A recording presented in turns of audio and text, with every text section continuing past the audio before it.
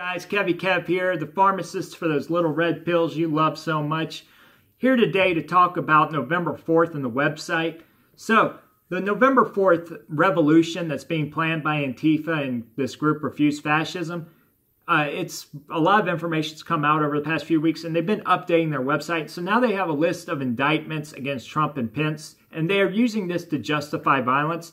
The leader of this group is Andy Z, and I recommend you guys go research him. He actually wrote in here several times saying that we need to go beyond the normal channels for removing people from power, and democracy does not work, blah, blah, blah. So he's justifying violent revolution, actually calling for it. And this ties into this November 8th protest. And if you guys don't know, there's this November 8th protest that's being planned now. And I'll do a video talking more about that as more information comes out. But it's actually called something like Scream Aimlessly at the Sky Day.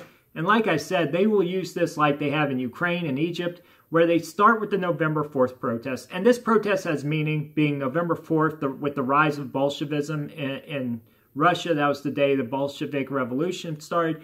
And then you have November 8th, which is the day that Trump took power or was elected president in 2016. So they always do these things. Marxists, like Islamists, always do these events on days of significance.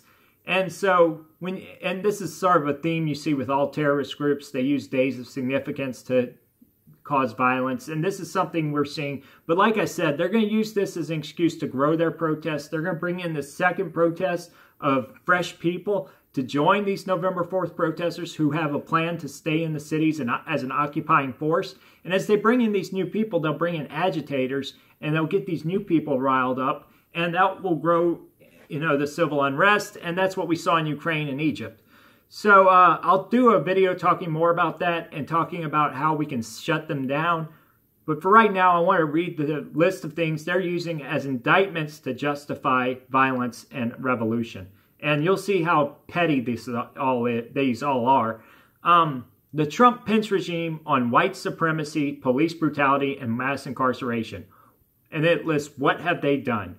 Attorney General, so this is indictment 1. Attorney General Jeff Sessions called for maximum charges and penalties for nonviolent drug offenders, reversing policies, reducing them at a time when 2.3 million disproportionately Black and Latinos are already incarcerated. It's not disproportionately. When you look at violent crime, the violent crime shows why Blacks and Latinos are incarcerated at a higher rate, because they commit more violent crime. This has nothing to do with drug crimes. Although I do agree that we need to decriminalize drugs, or at least reduce criminalization for drugs. This has nothing to do with that. And Trump, being a law and order president, elected on a law and order platform, is well within his rights for doing these things. Sessions has put halt on consent decrees within cities that aim to address abuses, like Baltimore. Police across the U.S. have killed and shot 508 people in the first 6 months of 2017. Over 200 of them were Black and Latino, many unarmed. A few were unarmed. Most of them had arms. Most of them were justified and found not guilty in a court of their peers. And the left argues, well, nobody's going to find a cop guilty, blah, blah, blah. It's systemic oppression and racism. More whites were killed by cops than blacks. And a lot of these cases where blacks were killed were by non-white police officers. And on top of that, this all stems from Obama's Justice Department, or Obama pushing the NDAA and his DHS and Justice Department redrawing SOPs for city and state cops. This is all because the federal government got involved in state policing. And you want to talk about this kind of stuff, it all goes to the police unions, which Democrats support. The police unions defend bad police. In the name of stopping carnage, the Justice Department, working with local police in 12 cities, Trump has sent feds into Chicago. These forces are advanced guard, stepping up a reign of terror on Blacks and Latinos. A reign of terror on Blacks and Latinos. Let's talk about a reign of terror. When you have 700 murders so far this year in Chicago, it's like 3 murders a day in Chicago, and you have more mass shootings happening in these inner cities than have been committed so far throughout history by the lone white school shooter. But the media loves to talk about that, but they don't talk about mass shootings in inner cities, which is actual terror. You have these gangs raining terror on people, and mass shootings, just any shooting involving 3 or more people being shot. And you have that every single week in Chicago. And that's real terror. and Trump's trying to help these communities, and they accuse him of raining terror on them. Trump's not the one raining terror. Under Betsy DeVos, Department of Education is rolling back investigations, civil rights abuses against people of color, women, LGBTQ. No, under Betsy DeVos, they've cut back a lot of programs because our federal government is broke, and these programs were implemented under Obama and were totally redundant. And if you look at the stats, I looked this up, so far there's only been about 1% of claims that were actually justified with these expanded rules. So it's pointless. All right, so we'll go to the next one. And the next one is Trump-Pence regime on immigrants. What they have done. One of Trump's first actions in office was an executive order targeting 11 million undocumented immigrants for deportation, regardless of any supposed criminal record. Although Trump has already attacked or gone after criminals, he has not deported a large amount of immigrants who were not criminals. If you look at the stats, the majority of arrests or actual deportations were arrests related, so people who were arrested by police were then deported. Every day since Trump-Pence came into office, 400 people have been ripped away from their families, lives, and jobs by immigration and customs. That's just called normal deportation for illegal immigrants. Guys, it's easy to get a visa. I've talked about this before. Those who don't, it's usually because they have some sort of criminal history or ties to some sort of criminal organization, whether it be narco trafficking or whatever. But even so, those who have skills and are working can get extensions on their work visa, even if they are detained. And my wife's an immigrant. She got hers easy. And that goes on to the next one. Trump officials claim the Deferred Action for Childhood Arrivals DACA program that gave temporary deportation relief to 750,000 mostly young immigrant dreamers brought to the U.S. without documents when they were children is under review, but ICE agents have already arrested some dreamers like 22-year-old Daniela Vargas in Jackson, Mississippi. So they arrested one person that the left can hold up and say, oh, this is a young woman who's doing right, but she wasn't doing right because she could have gone and got a visa. At 22, you can save up $1,000 and go do the paperwork to get legalized.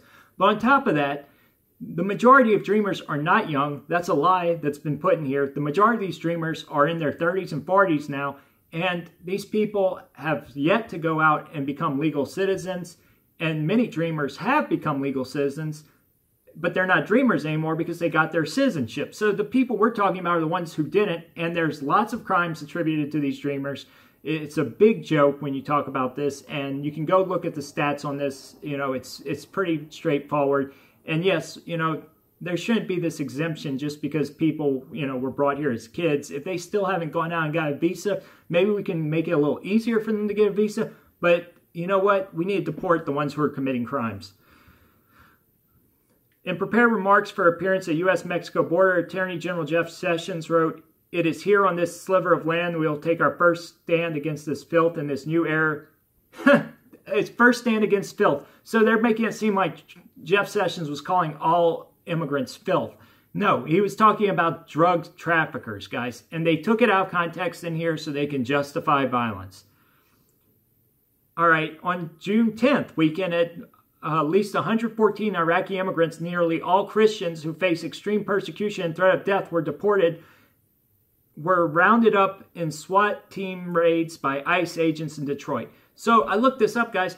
Most of the people were like named Muhammad or Nasir. These are people who have Muslim names. Nowhere does it say they're Christian. And on top of that, if the left's worried about Christians, why weren't they letting Christians in under Obama, who let in only 0.1% of immigrants from these countries in who were Christian, and was directly censoring the reports that showed that they were denying Christians entry? It's more hypocrisy just used to justify their violence.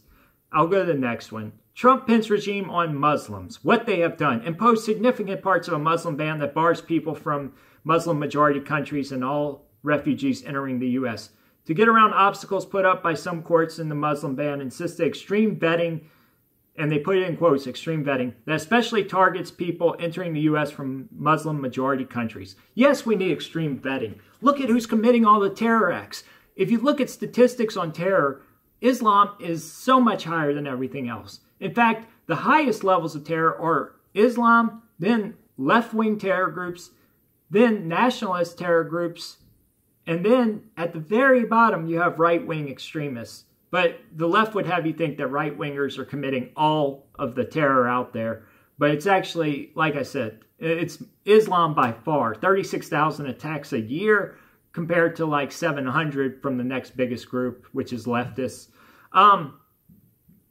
After initial Muslim ban, Trump fired the acting attorney general for refusing to defend the ban. No, he fired him because he was going to put Jeff Sessions in place. It's another lie. Trump said nothing when a 17-year-old abaya-wearing Muslim girl, Nabra Hassan, was kidnapped after leaving a Virginia mosque and battered to death with a metal bat. I don't know if that was an honor killing or if it was a racial-motivated attack or an anti-Islam attack. But, you know, I didn't hear about this in the news. I don't think it made national news. And even if it had, Trump has no, you know, he has no obligation to comment on a state, on a murder, a single murder in one state. There's lots of murders every day all over the world. It's a hateful place. There's violence everywhere. Trump not saying something about this girl's death is not an indictment on Trump, and it does not justify revolution. Trump appointed as his chief strategy Steve Bannon, who sees America as the Christian West as being locked in an existential struggle with Muslim world and non-European dark-skinned people generally. All right, nowhere has Steve Bannon ever said we're in an existential crisis against dark-skinned people. Guys, this is such a lie. You know, this is the typical race pimp, racialist, ethnomasochism we see from the left. And it's, you know, all anti-white, making all people who want to protect our borders look like racists. My wife is Hispanic, and she's for closing down our borders because she's seen the damage that people have done in her country who have nothing positive to bring to this country. And she wants our daughters to live in a safe country that don't have the problems her country has.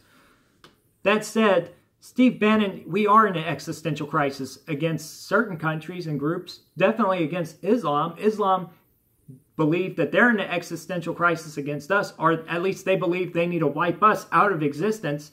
And if you look at the stats, when you look at the Pew Research poll where they polled Muslims regarding, you know, terror in the West, when you have the majority of Muslims thinking that terrorist acts are justified, then yes, we are in an existential crisis. But to bring it up and say it's all dark-skinned people, that's just more hyperbole from the left. Now I'll go to the next one. Here we go. So next one is Trump Pence regime on people of the world. Yes, people of the world. I guess we're not people of the world, but the U.S. is waging war in one form or another in 6 countries: Afghanistan, Libya, Syria, Yemen, Libya, or I already said Libya, Somalia. It's escalating, intensifying. Yemen has been hit by U.S. airstrikes more than any time in 2015 and 16. In March, U.S. resumed bombings in Pakistan. It goes on to list all this stuff. Guys, Obama started all those wars just mentioned, well, except Iraq. But Syria, Yemen, Obama went in and destabilized Egypt. He was fighting proxy wars all over the place, and the left did not want to go riot and commit violence or overthrow Obama. But they're using the same thing, and Trump has been more of an isolationist, although he has ramped up attacks against ISIS and groups like Al-Qaeda, groups that Obama was arming to fight the elected leader of Syria. Trump has gone against that protocol, and that was the advice given to him by his generals. So to say that's fascism and using that to justify a regime change in America is just crazy. It goes on to talk about arms sales and other, you know, specific incidences of bombings. But then it says that he cut off funding to countries for, you know, aid and things like that. Slammed U.S. borders shut and demonized Muslim refugees during the greatest global displacement crisis in history. Like I said, look at the stats. We don't want to become Europe. Why should we import more problems into this country? We have enough problems. There's no constitutional rights guaranteed to people who are not citizens of America, of the United States. And those people have no claim on our country. In fact, there's lots of countries between Syria and the U.S. that take in refugees that they could go to. And the U.S. has no responsibility to these countries, especially not to the people who are causing the terror. And that's why we would have extreme vetting, which they're claiming is a justification for violence, because we want to extremely vet people. So they can't have it both ways. I want to see how they feel when they're being blown up in a terror attack. As somebody who's been in the war and terror and fought in those countries. I've seen there's places in those countries. You go to a city in those countries or a small village, any given Saturday, you will see people gathered around some public square executing a woman for cheating on her husband. So these large groups of these people have committed murder or participated in mass murder and or participate in mass in a murder, or they have institutionally oppressed women or done all the stuff the left has complained about, but now the left's complaining because we don't want to let those people into our country. Trump-Pence regime on civil liberties. Over 230 protesters at Trump's inauguration were charged with multiple felonies, including riot charges. 230 defendants face up to 70 years or more in prison.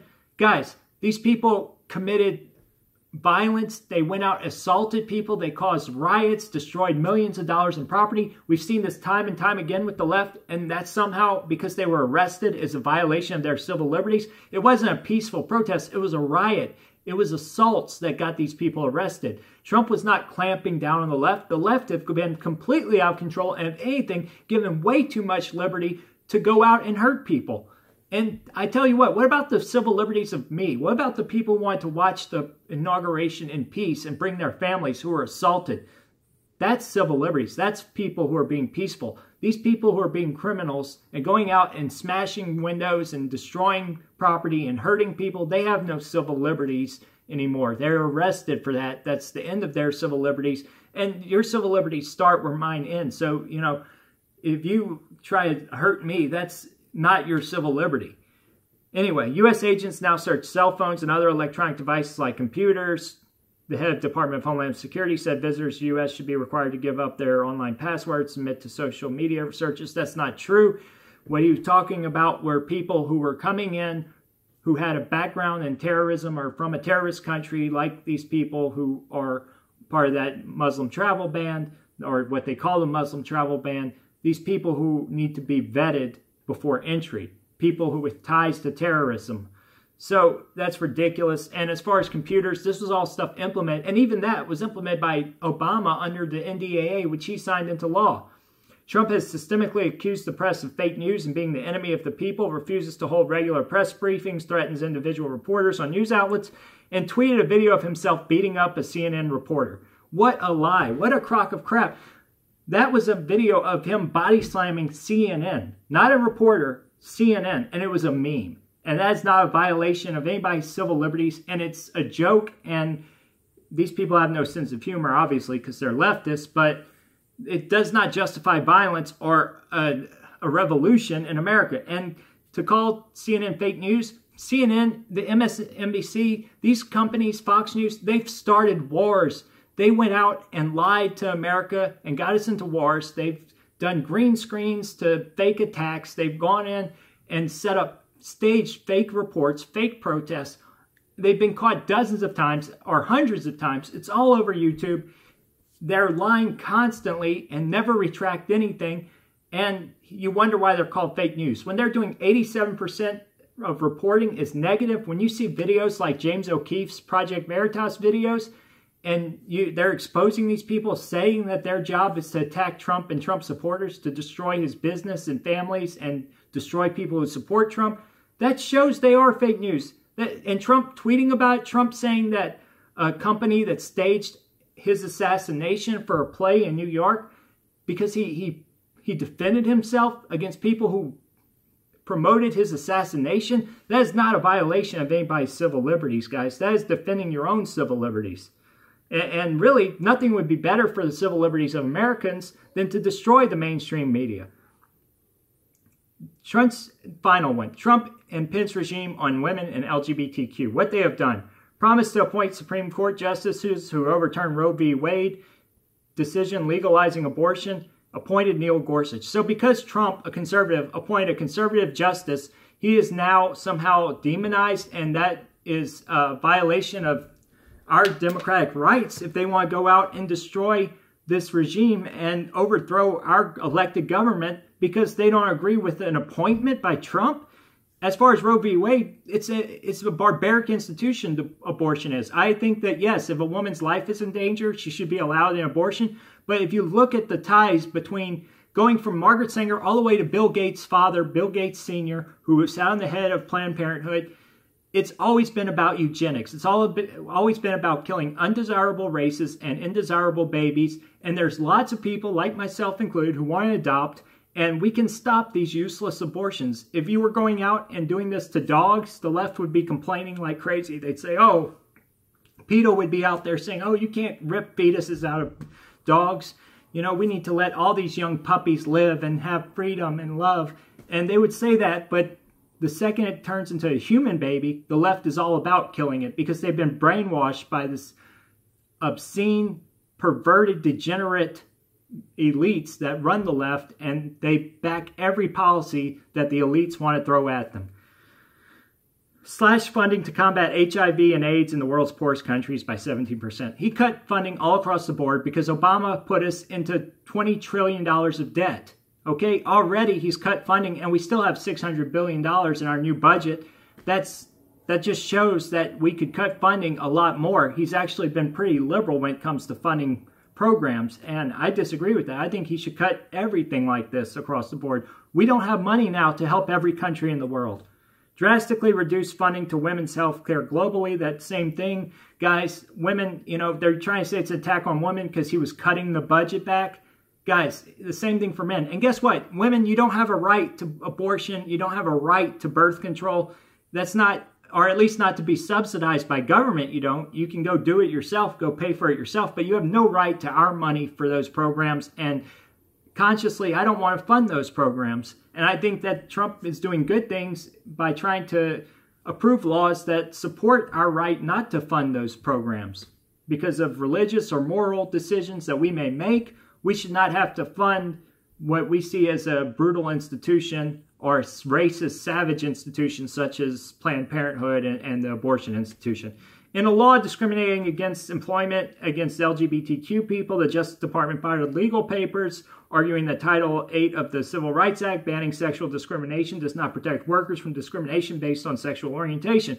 This is a lie, guys. This was something that was decided on by the Supreme Court, and they could say, well, Trump appointed Gorsuch, but it was already in the court system before that. And the fact is that it only applies to transgender people, and they can bar these things. Like I said with the Army, if you're on enough medication and you have the mental problems that make you want to cut off your genitals and change your body's anatomy and physiology and take dangerous drugs that cause depression and change your mood and personality as a whole, yes, certain employers should be able to discriminate against that. It's a health crisis. It's a problem that puts people in danger, especially at high-risk jobs like our military. And there's no right for people to work with certain mental conditions. We might say that the Army should have to hire all bipolar or schizophrenic people. And what's the difference? When you look at the suicide and murder rates, it's higher in these communities. So, it's not, and it definitely does not justify violence. And that's what this has been all about. They're trying to use all these 7 platforms to justify a revolution and the overthrow of a regime we elected. And they're complaining about civil liberties and democracy. But this was our democracy. This is our civil liberties, to have laws in place that we support. And this is not fascism, by the way. This is just normal policies that would have been Democrat policies maybe 30 years ago. At least some of them would have. But now the left has gone so far overboard. If you look at JFK and where the Democrats have come since JFK, they are so totalitarian now. They are so authoritarian. They are so far from liberal. And if you look at JFK, who was against central banking, who was against Marxism, who tried to end the savage regime in Cuba, and you look what the left has become now, and JFK actually was against these billionaires trying to control everything through central banking. And the left today is for the billionaires who want to control central banking. And you might say, well, Trump's a billionaire president, blah, blah, blah. But Trump is not part of that group. And we've seen that, the way they've ostracized him and the way that they're funding you guys to try to take him down right now. The fact that the left, the billionaire elites, are funding the left so zealously is just proof that you're on the wrong side of history here, guys. Anyway, red pill.